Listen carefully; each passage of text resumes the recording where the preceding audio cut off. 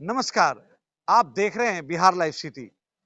आप तमाम दर्शकों को बार बार एक ही बात कहता हूं कि हमारी जो बिहार लाइव सिटी की जो भी आप रिपोर्ट देख रहे हैं वो कहीं ना कहीं किसी न किसी जनहित से जुड़े हुए मुद्दे होते हैं। और आज भी हम आपको दिखाने जा रहे हैं जनहित से जुड़े हुए वो मुद्दे, जो मुद्दे सिर्फ और सिर्फ एक मोहल्ले को ग्रसित नहीं कर रहा है, बल्कि उस मुद्दे से पूरा मुजफ्फरपुर आज तंग तबाह हो चुका है, जिसको लेकर आज हम आपको एक रिपोर्ट से अवगत कराने के लिए आपके बीच आए हैं। और आपसे निवेदन है कि आप थोड़ा सा समय देकर इसे जरूर देखें और इसे लाइक, शेयर और सब्सक्राइब जरूर से जरूर करें। मैं पहुंचा हूं आज वार्ड नंबर 7 के उस इलाके में, जिसे कई लोग, खास करके जब हमारे अधिकारीगण हवाई सर्वेक्षण करते हैं तो उन्हें लगता है कि यह बहुत बड़ा पॉश इलाका है, बहुत स्मार्ट इलाका है, जिसमें स्मार्ट सिटी की जो परिकल्पना हमारे अधिकारीगण या हमारे बड़े बड़े जनप्रतिनिधिगण केंद्र में बैठकर करते होंगे, वो शायद इस इलाके के हवाई सर्वेक्षण के फोटोग्राफ को देखकर लगता होगा उन्हें कि वास्तविक में यह स्मार्ट सिटी है। लेकिन धरातल पर ठीक उल्टा है, जिसको आज हम आपको ग्राउंड रिपोर्टिंग के माध्यम से दिखाने की कोशिश कर रहे हैं। एक वाकया है जो कल दिनांक 7/3/2022 को एक इलाका है आनंदपुरी, इस इलाके का नाम है आनंदपुरी, जो कि बीबीगंज में पड़ता है। आनंदपुरी कॉलोनी जो संभ्रांत परिवारों का यह कॉलोनी है। इसमें सभी लोग, यानी कह लीजिए कि अधिकतर लोग पढ़े लिखे इंटेलेक्चुअल पर्सन लोग हैं। और स्थिति यह है कि यहाँ भी कल जो वाकया हुआ, वह वाकया लग रहा था कि जैसे ग्रामीण क्षेत्रों में शिक्षा के अभाव में जिस प्रकार से पुरजोर ताकत लगाकर एक दूसरे से लोग जिस प्रकार से मुठभेड़ करते हैं, वैसा मुठभेड़ देखने को आपको कल मिला था, जिसका हमने आपको प्रसारण किया था बिहार लाइव सिटी के माध्यम से। आज हम ग्राउंड रिपोर्टिंग को लेकर आए हैं आनंदपुरी में, जहां पे एक इलाका में एक लोग हैं, जिसमें एक मकान है। यही वो मकान है कामेश्वर सिंह जी का, जो रिटायर्ड एसकेएमसीएस से हैं। रेडियोलॉजी डिपार्टमेंट में वो अवकाश प्राप्त कर चुके हैं एसकेएमसीएस से। और उनका ये मकान है, जिस मकान पर कल असामाजिक तत्वों के द्वारा जिस प्रकार से हमला हुआ, यह शायद प्रशासनिक चूक देखने को मिल रही थी। क्योंकि जैसा कि जानकारी कल के रिपोर्ट के माध्यम से हम लोगों ने आपको दिखाया था कि घटना 2 बार हुई। पहली घटना 1 बजे के आसपास में हुई, जिसमें छोटे छोटे बच्चे, नौनिहाल बच्चे, जो आपसी वर्चस्व की लड़ाई में छोटी सी बात को लेकर लड़ बैठे। परिणाम यह हुआ कि उसकी रिपोर्ट उसकी थाना को देने के बावजूद भी थाना की तरफ से कोई संज्ञान ढंग से नहीं लिया गया, जिसका नतीजा यह हुआ कि 2:30 बजे के करीब में बड़ी हमला हुई। जिस हमला में हमने आपको पहले भी दिखाया है कि एक तरफ 4-5 लोग थे और दूसरे तरफ 40 से 50 लोग थे। ये जो जमावड़ा आया, ये जो असामाजिक तत्वों का जो भीड़ आई, जिस भीड़ की चर्चाएं बार बार इस देश में देखने को मिल रही है कि आज भीड़ तंत्र के द्वारा किस प्रकार से घटनाओं का अंजाम दिया जा रहा है। क्योंकि आप सब जानते हैं कि भीड़ के कारण हुए घटनाओं को मॉब लिंचिंग का नाम हम लोग देते आ रहे हैं और संज्ञान भी आप लोग ले रहे हैं। वैसे ही स्थिति लग रही थी कि कल उस भीड़ को देखने से लग रहा था। ये भीड़ इधर से ही आई थी, यही वो सड़क है जिधर से पूरी भीड़ एक झुंड बना करके आई। और ऐसी ऐसी झुंड कई तरफ से आए हैं यहाँ पे। और ये बांस बल्ला जो आप देख रहे हैं कंस्ट्रक्शन को लेकर के, ये बगल में जो मकान का कंस्ट्रक्शन चल रहा है, जिसको लेकर के यहाँ गिट्टियां रखी हुई हैं, बांस बल्ले रखे हुए हैं, ईंट रखे हुए हैं, और इसी का इस्तेमाल उन लोगों ने किया था। जिस बांस बल्ले को हमने आपको वीडियो में भी दिखाया है कि किस प्रकार से बांस बल्ला चल रहा था। और ईंटों का इस्तेमाल किस तरह से हुआ, एक ताजा आपको मैं दिखा दूं। ये ईंटा यहाँ से उठा करके फेंका गया था। यानी आप समझ सकते हैं कि जिस प्रकार से ये महीनों से रखा हुआ ईंट में जिस प्रकार से ताजगी दिख रही है कॉर्नर में, यह स्पष्ट करता है कि इस ईंट के साथ छेड़खानी हुई और इसी ईंट से इस घर पे हमला हुई, जिसका हम आपको दिखाएंगे। और इसी हमला को लेकर आज कई सामाजिक चिंतक एकता मंच के बैनर तले यहाँ पे आज बैठे हैं। चूंकि समाज को सुरक्षित रखना है तो इस तरीके से बुद्धिजीवियों का एक बैठक जरूर होना चाहिए, जिसका हम आपको अभी दिखाने की कोशिश करेंगे। यहाँ जो बैठक चल रही है वो वार्ड नंबर 7 एकता मंच की बैठक है।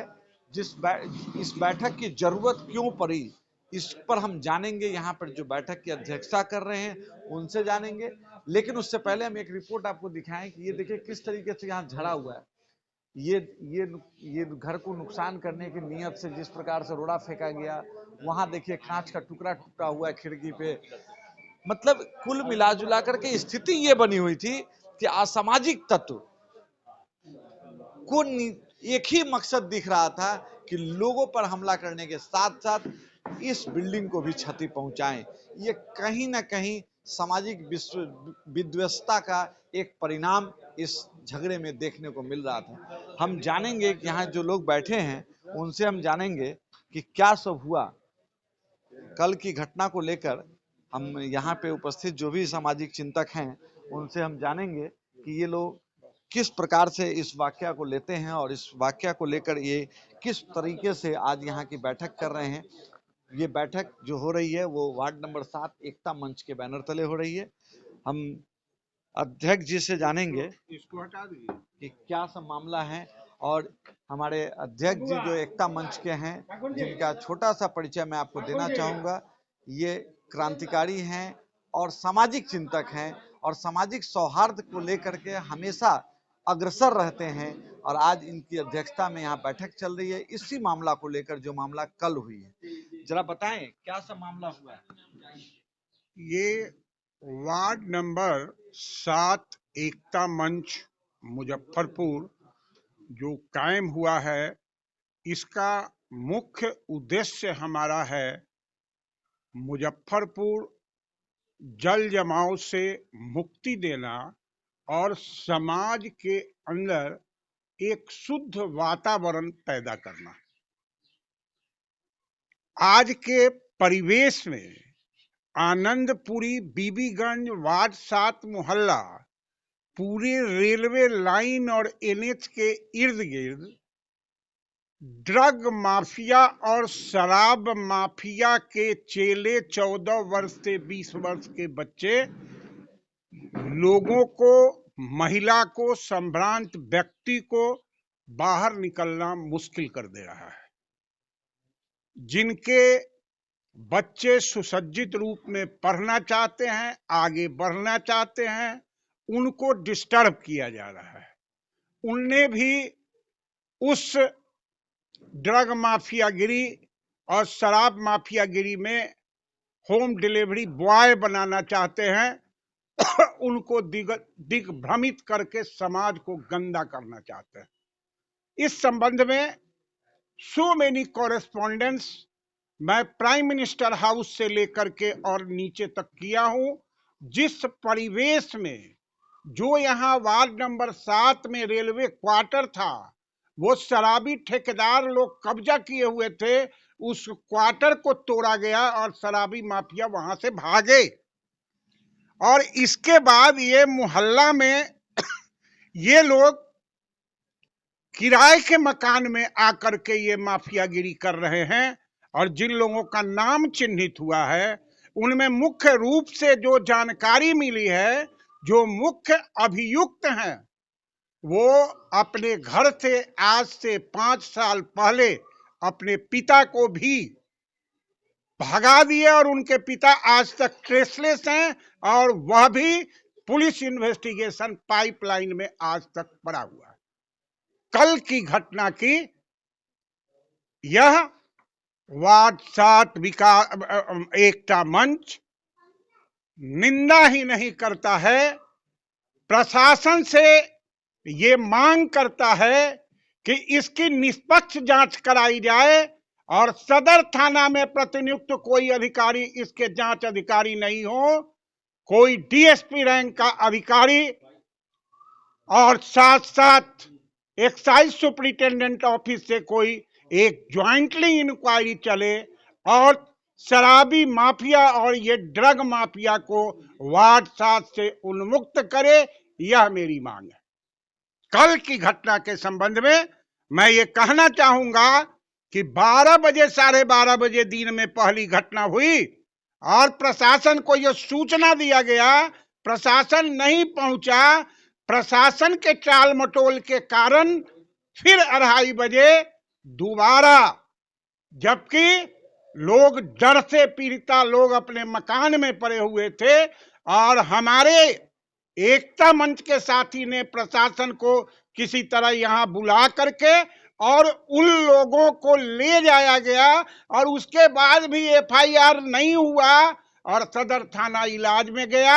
फर्ज बयान आया हुआ है और बार बार थाना प्रभारी यह प्रतीक्षा कर रहे हैं कि पीड़िता के बचाव में एक काउंटर केस कहले पल करके और तब फर्ज बयान संबंधी एफआईआर लॉज हो। यह बहुत ही निंदनीय बात है। मैं पुलिस प्रशासन, जिला प्रशासन, साथ साथ राज्य के डायरेक्टर जनरल पुलिस और मुख्यमंत्री जी से आग्रह करता हूं इस मंच के माध्यम से कि निष्पक्ष जांच हो, उन्मुक्त भारत, नशा मुक्त भारत, स्वच्छ भारत, भ्रष्टाचार मुक्त भारत बनाने के लिए प्राकृतिक न्याय के हित में आप जांच बैठाएं और जांच करें।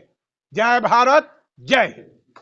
अच्छा, एक चीज बताइए, जैसा कि आपने अभी बयान दिया उस हिसाब से क्या लगता है कि ये जो ड्रग माफियाओं का, शराब माफियाओं का जो ये जमावड़ा बना हुआ है, कहीं ना कहीं क्या लगता है प्रशासनिक मिलीभगत है क्या? प्रशासनिक मिलीभगत यदि नहीं होता तो सो मेनी केसेज, मैं एग्जाम्पल दे सकता हूं, अगर निष्पक्ष इंक्वायरी हो। इसी आनंदपुरी बीबीगंज से पुलिस पकड़ के यहां से 10-10 लोगों को सदर थाने में ले जाती है, और जो मुख्य माफिया होते हैं वो सदर थाना से बैक कर दिए जाते हैं, उनका अरेस्टिंग नहीं होता है और छोटे गुर्गे सेंटअप कर दिए जाते हैं। ये सीसीटीवी को देखने से, खंगालने से उसकी संपुष्टि हो जाएगी।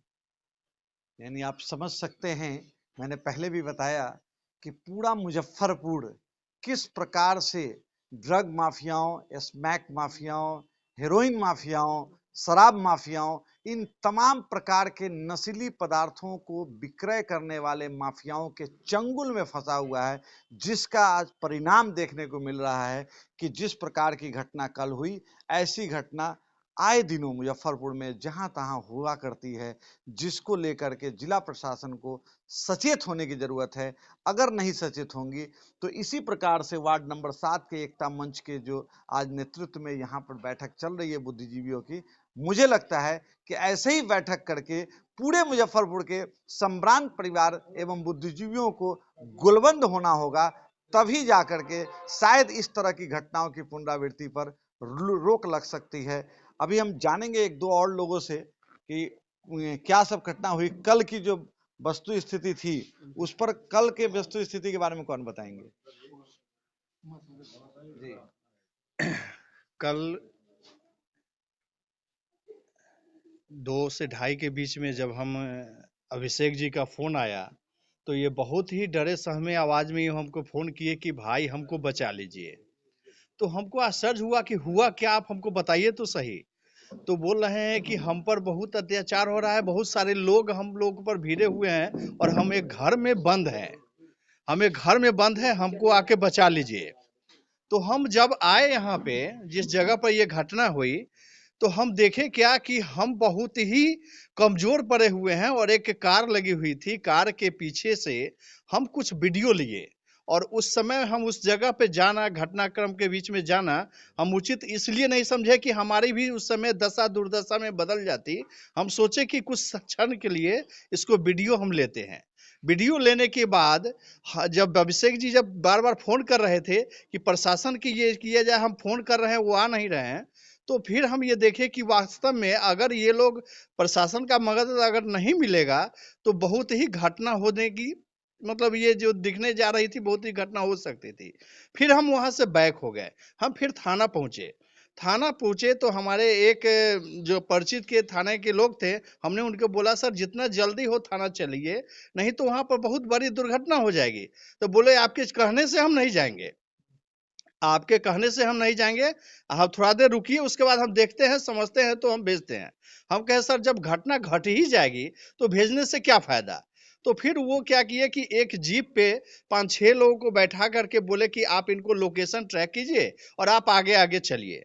फिर है वो हम थोड़ा सा आगे आए, हम देखे कि हम अगर पुलिस के चक्कर में पड़े रहेंगे तो वहां पर देखते हैं कि वहां बहुत स्थिति खराब है, हम पहले से यहाँ पर आगे घटना जगह पे तो देखे कि यहाँ पर तो और भी ज्यादा विगत स्थिति बनी हुई है।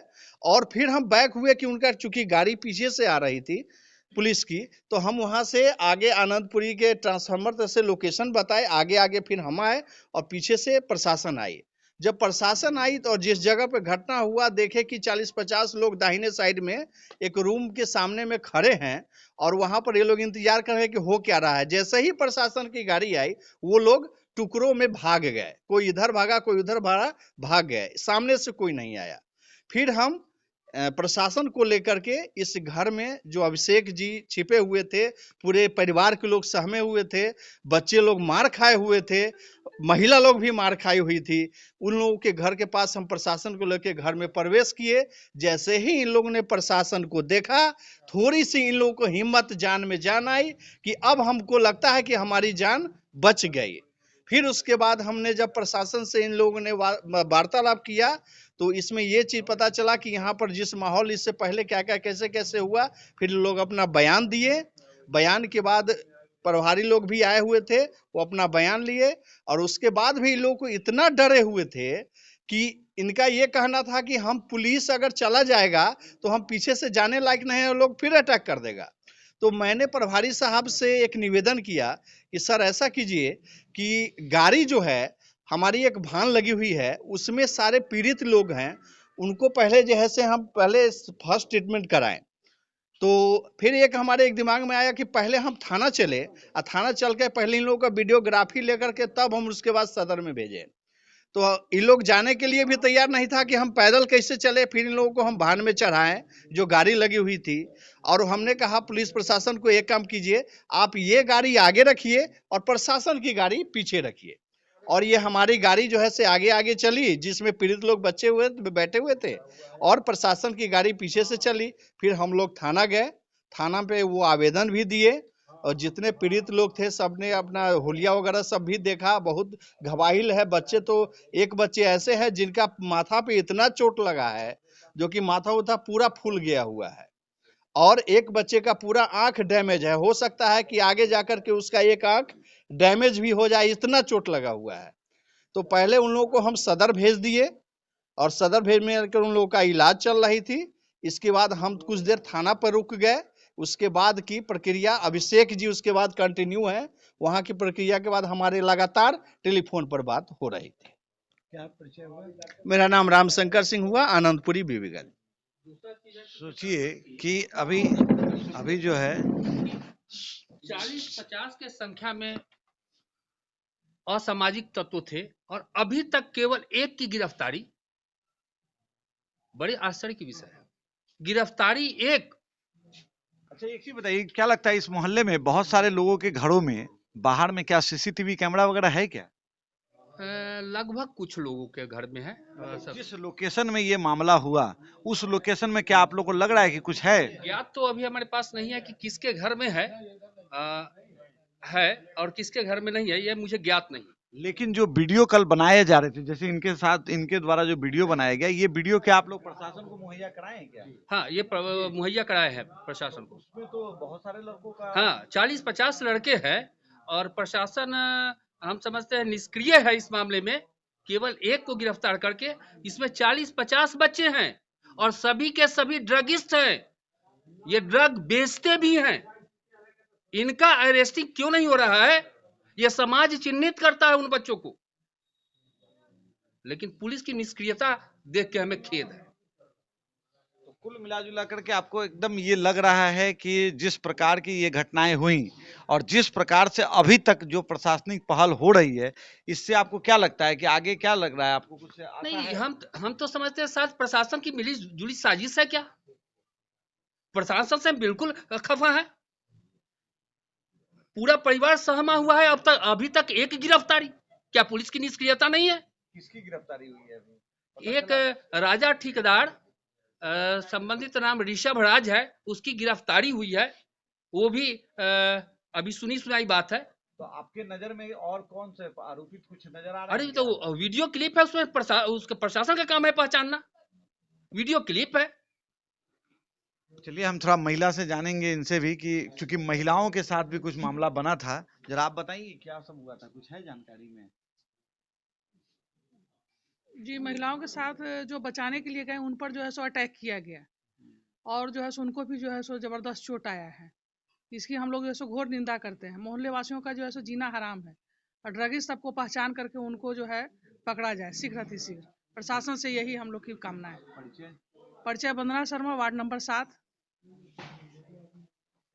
यानी आप समझ सकते हैं कि किस तरीके से लोग भयभीत नहीं बल्कि भविष्य की घटनाओं की पुनरावृत्ति को लेकर चिंतित हैं यहाँ, क्योंकि जिस प्रशासन के भरोसे आम नागरिक अपने आप को सुरक्षित महसूस करते हैं, उसी प्रशासन की मिलीभगत का यह परिणाम यहाँ देखने को मिल रहा है।